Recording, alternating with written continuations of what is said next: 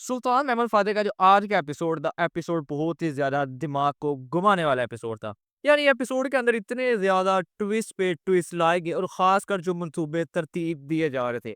हर बंदा एक-एक बात एक मंसूबा तरतीब दे रहा था और एपिसोड के अंदर इस बात को लेकर काफ़ी ज़्यादा कन्फ्यूजन हो चुकी थी कि किसका मंसूबा कामयाब होने वाला है। यानी हर कोई एक दूसरे के खिलाफ मंसूबे तरतीब दे रहा है। एपिसोड के लास्ट तक तो यही लग रहा था कि व्लाड ड्रैकुला इस दफ़ा कामयाब हो चुका है।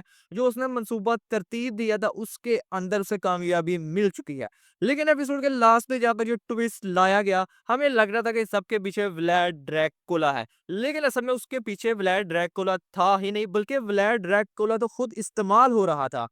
फिर उस ट्विस्ट के ऊपर एक नया ट्विस्ट लाएगा, यानी एक जो सरप्राइज मिला कि असल इस सारे मंसूबे के पीछे था कौन, किसके कहने पे सब कुछ किया जा रहा था, वो वाकई चुका देने वाला मामला था।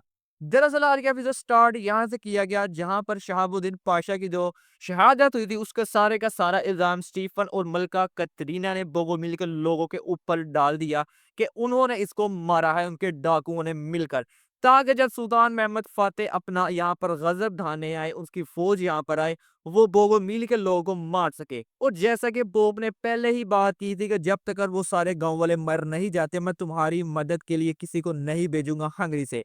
तो इसकी वजह से उन्होंने सारा मंसूबा बनाया कि हम जब सारा का सारा इल्जाम उनके ऊपर डालेंगे, इस तरह बोगो मिल से भी छुटकारा हासिल हो जाएगा, तो दूसरी तरफ हमें मदद भी मिल जाएगी पोप की। लेकिन जब इस बात का पता व्लाड ड्रैकुला को चला तो व्लाड ड्रैकुला ये बात जानता था कि सुल्तान महमद फातेह इतनी आसानी से इनके जाल में ये जो इन्होंने तरतीब दी है इसके अंदर फंसने वाले नहीं है, बल्कि मामला खराब हो सकता है। इसलिए फिर व्लाड ड्रैकुला ने वहां पर मंसूबा तरतीब दिया। उसी मंसूबे के चलते हुए व्लाड ड्रैकुला ये बात पहले से ही जानता था कि इसकी जो बेटी है, जिसकी आज के एपिसोड के अंदर एंट्री करवाई गई, मलका कतरीना की सुतेली, जिसका नाम शहजादी रोज था, वो बोगोमिल के गांव वालों के साथ है, यानी वो उनका साथ देती हुई नजर आ रही थी। इसलिए उसने उसको इस्तेमाल करते हुए सारे का सारा मंसूबा तरतीब दिया, जिस मंसूबे का चलते हुए वो ये चाहता था कि बहादुर पाशा और सुल्तान महमद फातेह व्लाड ड्रैकुला के ऊपर यकीन करे कि व्लाड ड्रैकुला कोई गद्दार नहीं है, बल्कि उन्हीं का ही वफादार है। वो सिर्फ उसने वहां से भागने की इसलिए कोशिश की थी कि वो जिंदान में रहना नहीं था चाहता, लेकिन असल में वफादार वो इन्हीं का ही है।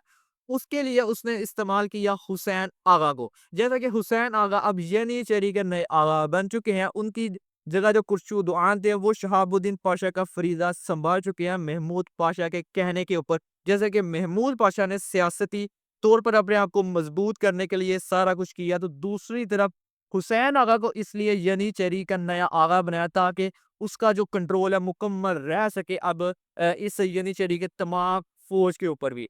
तो दूसरी तरफ हुसैन आगा जो थे वो बचपन से ही दोस्त थे व्लाड ड्रैकुला के, इसलिए व्लाड ड्रैकुला को लगा कि ये मेरा साथी है, मेरा साथ देगा।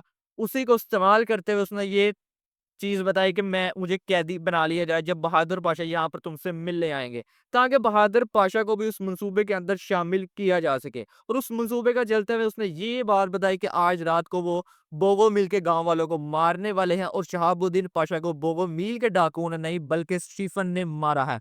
ये सिर्फ उसका इत्मीनान हासिल करने के लिए था और इसके लिए उन्होंने मोहरा बनाया ड्रैवन जुस्टियानी को। और जिस वक़्त फिर ड्रैवन जुस्टियानी वहाँ पर हमला करने जाता है, ये बात पहले से ही व्लाड ड्रैकुला बहादुर पाशा को बता चुका था।